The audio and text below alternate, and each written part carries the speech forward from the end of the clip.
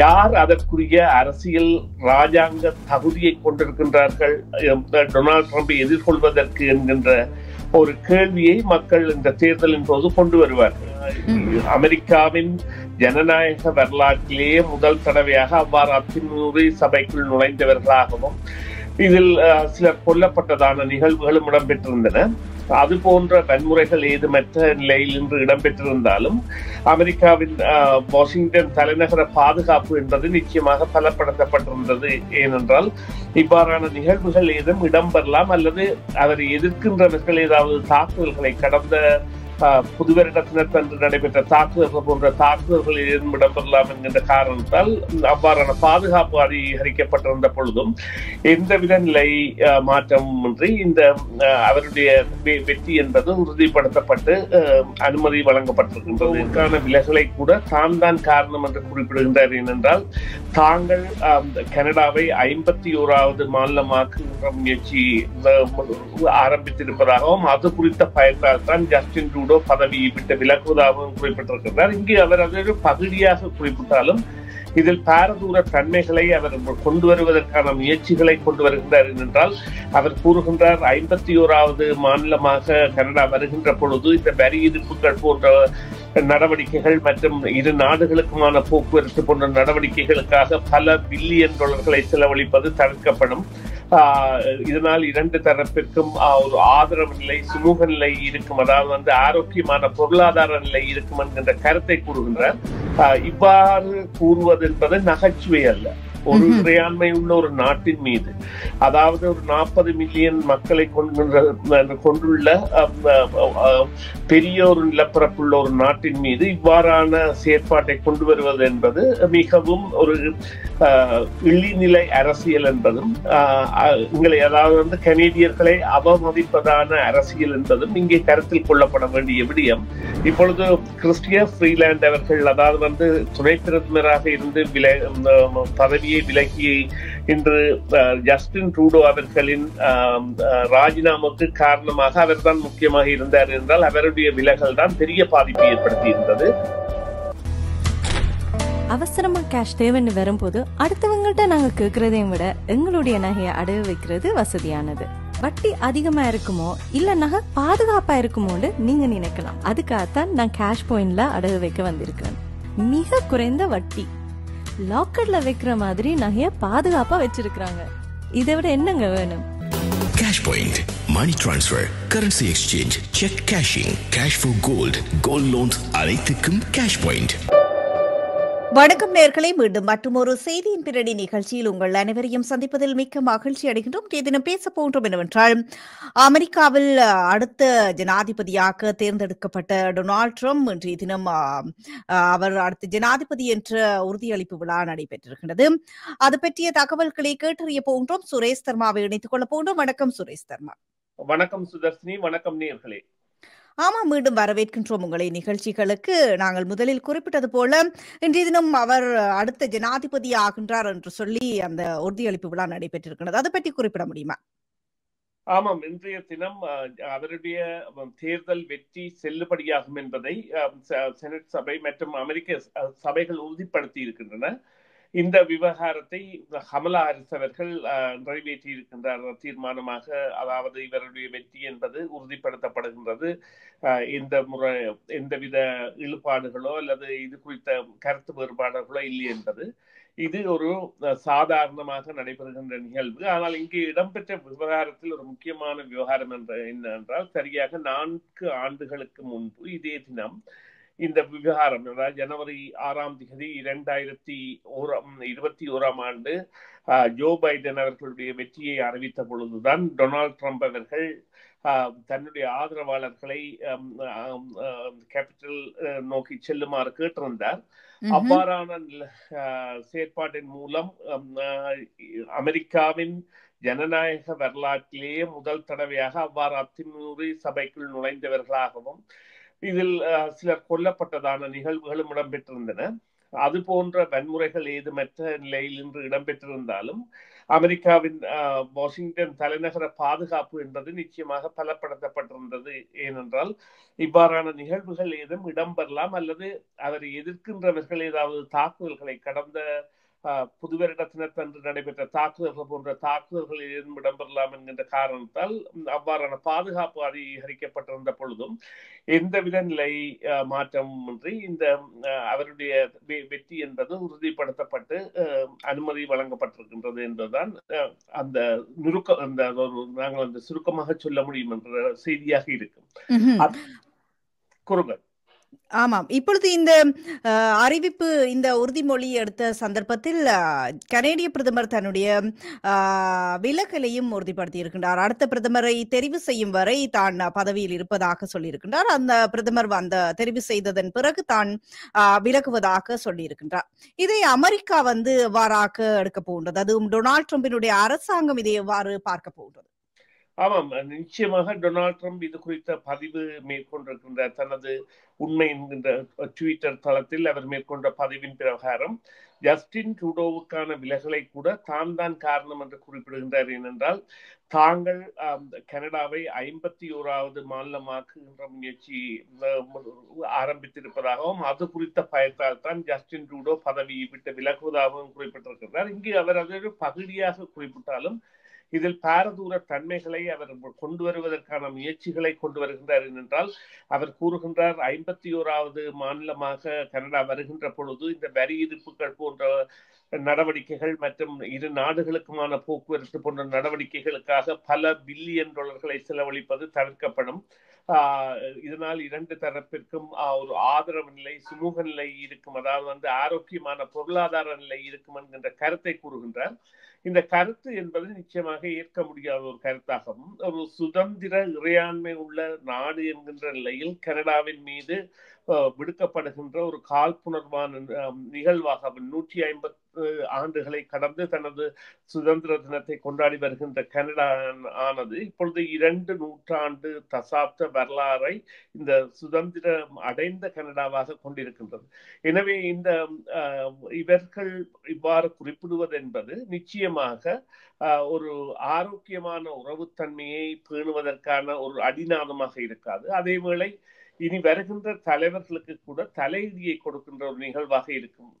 Justin ட்ரூடோவை போல அண்மித்து பழகக்கூடிய அல்லது ஆரோக்கியமாக பழகக்கூடிய ஒரு தலைவர் டொனால்ட் ட்ரம்ப் கிடைப்பாரா என்பது முதல் கேள்வியாகவும், அதே நேரம் இனி வருகின்ற தலைவர்கள் இந்த விவகாரத்தை எவ்வாறு கையாள போகின்றார்கள் என்பதை கூறுகின்ற விவகாரமாகவும் இது அமைந்திருக்கின்றது. எனினும் அவருடைய கருத்து ஆரோக்கியமான கருத்தல்ல, அது நிச்சயமாக கண்டுபிடிக்கப்பட வேண்டிய கருத்தாக இருந்தாலும் அது இந்த வருகின்ற தேர்தலின் பொழுது கூட கனடாவில் ஒரு ஆதிக்கத்தை செலுத்த போகின்ற விவகாரமாக இருக்க போகின்றது. ஏனென்றால் யார் அதற்குரிய அரசியல் ராஜாங்க தகுதியை கொண்டிருக்கின்றார்கள் டொனால்ட் ட்ரம்பை எதிர்கொள்வதற்கு என்கின்ற ஒரு கேள்வியை மக்கள் இந்த தேர்தலின் போது கொண்டு வருவார்கள்.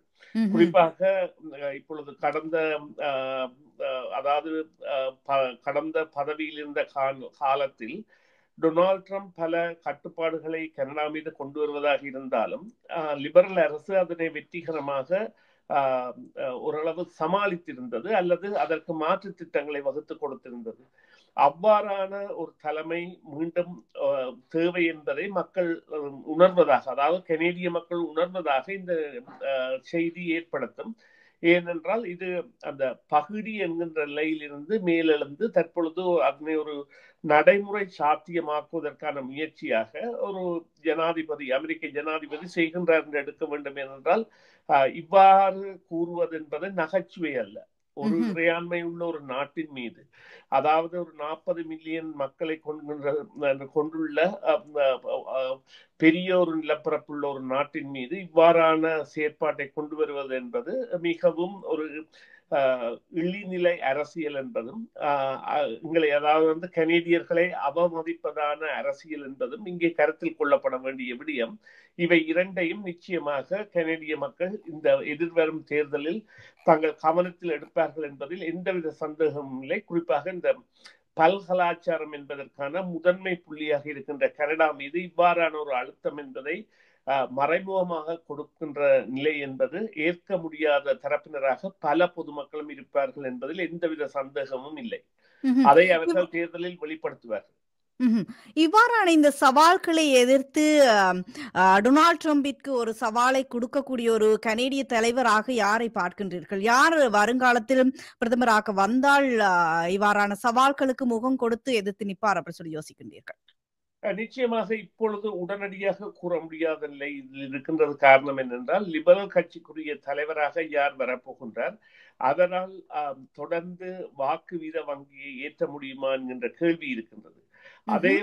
அதேவேளை கன்சர்வேட்டிவ் கட்சியின் தலைவர் லிபரல் மீது பழி போடுவதாகவும் லிபரல் செய்த தவறுகளை காட்டுவதாகவும் தான் அவருடைய பேச்சுக்கள் இருக்கின்றன ஒழிய தனது திட்டங்கள், தனது வெளிநாட்டு கொள்கை, தனது நிலைப்பாடுகள் குறித்த கருத்துக்களை அவர் தெளிவாக தெரிவிப்பவராக இன்னமும் தன்னை அடையாளப்படுத்தவில்லை. அதே போல இதர கட்சிகளான புதிய ஜனநாயக கட்சிக்கு அரசு அமைக்கக்கூடிய தகுதி என்பது தற்போது இல்லை. அதே போல இந்த புளாக் கியூபெக்வா என்கின்ற அந்த கியூபெக் சார்ந்த அரசியல் கட்சி கூட ஒரு லிபரல் ஆதரவு கட்சியாக தனது கருத்துக்களை வெளியிடுவதாகவும் அல்லது பிரிவினை நோக்கி தனது பிரச்சாரங்களை மேற்கொள்ளக்கூடிய ஒரு கட்சியாக வளர்ந்து வருவதையும் தற்பொழுது காணக்கூடியதாக இருக்கின்றது. இந்த நிலையில் ஒரு சிறுபான்மை அரசாங்கம் அடுத்த தேர்தலில் அமையும் என்கின்ற எதிர்பார்ப்பு இருக்கின்ற பொழுதும் அது எந்த கட்சி என்பதை தீர்மானிக்க போகின்றது. யார் இந்த லிபரல் கட்சியின் தலைமை பொறுப்பை ஏற்பார்கள், அவர்களுக்கு எவ்வாறான ஆதரவு இருக்கும் என்பது. இப்பொழுது கிறிஸ்டியா ஃப்ரீலாண்ட் அவர்கள், அதாவது துணை பிரதமராக இருந்து பதவியை விலகி இன்று ஜஸ்டின் ட்ரூடோ அவர்களின் ராஜினாமாவுக்கு காரணமாக அவர்தான் முக்கியமாக இருந்தார் என்றால் அவருடைய விலகல் தான் பெரிய பாதிப்பை ஏற்படுத்தி இருந்தது. அவர் தெரிவு செய்யப்பட்டால் சில வேளைகளில் ஜஸ்டின் ட்ரூடோவை ஆதரிக்கின்றவர்கள் கூட லிபரல் கட்சிக்கு வாக்களிக்காமல் விடக்கூடிய சந்தர்ப்பம் இருக்கின்றது. எனவே அங்கு இருமுக சிக்கல் உள்ள ஒரு தேர்தலாக இந்த தேர்தல் இடம்பெறப் போகின்றது. அதிலும் குறிப்பாக ஆளுமை என்பது நிச்சயமாக தேவையான ஒன்றாகவும் அவதானிப்பு நிறைந்ததாகவும் இருக்க போகின்றது. அதாவது கவர்ச்சிகரமான யதார்த்தமான ஆளுமை உள்ள ஒரு தலைவராக அடையாளப்படுத்தப்பட போகின்றவர் யார் என்கின்ற கேள்வியை நாங்கள் அடுத்த தேர்தல் வரை விட்டு வைக்க வேண்டிய தேவையை லிபரல் கட்சிக்கு நடைபெறப் போகின்ற தேர்தல் காட்டி நிற்கின்றது. இப்பொழுது லிபரல் கட்சியை அமெரிக்காவை போல எவ்வாறு ஜோ பைடன் விலக்கிய பொழுது கமலா ஹாரிஸ் வந்தாரோ அதே போன்று செய்தாலோ, அல்லது நான் நினைக்கின்றேன் இவர் பிரைன் மல்ரோனி அவர்கள் பதவி விலகிய பொழுது கேம்பல், அவருடைய முதல் பேர் தான் கேம்பல், அவருடைய முழு பேர் எனக்கு உடனடியாக ஞாபகத்திற்கு வரவில்லை. அவர் எவ்வாறு பிரதமராக வந்து பிறகு கன்சர்வேட்டிவ் கட்சி தோல்வி அடைந்ததோ அந்த மல்ரோனி விலகலின் போது அதே போன்றதொரு நிலை கூட ஏற்படலாம். ஆனால் இப்பொழுது இந்த அமெரிக்காவும் மற்றது இந்த பொருளாதாரமும் இந்த 25% வரி விதிப்பும் இந்த நிலையில் பெரிய மாற்றத்தை மக்களிடையே கொண்டு வரும். குறிப்பாக அமெரிக்கா ஜனாதிபதி தெரிவிக்கின்ற கருத்து, இன்னும் 2 வாரங்களில் அவர் பதவியேற்க போகின்றார். அதன் பிறகு அவர் தெரிவிக்கின்ற கருத்தும் அவர் எவ்வாறு லிபரல் புதிய பிரதமருடன் நாட போகின்றார் என்கின்ற விடயமும் வாக்கு வீதத்தில் பலத்த மாற்றங்களை ஏற்படுத்தும்.